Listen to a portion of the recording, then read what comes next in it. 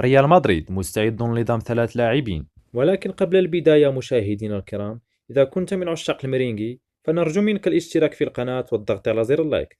فهيا بنا إلى التفاصيل.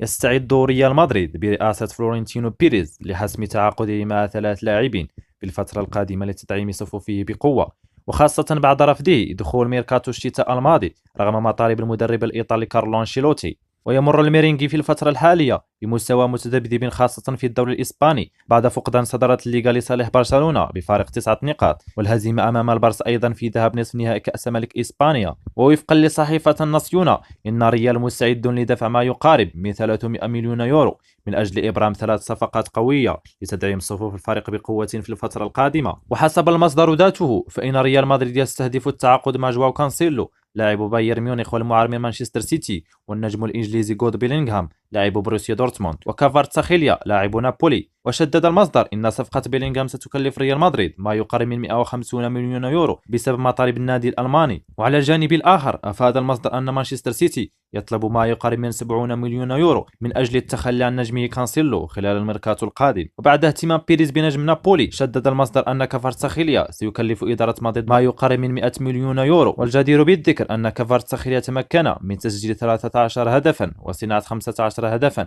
خلال 28 مباراة مع النادي الإيطالي.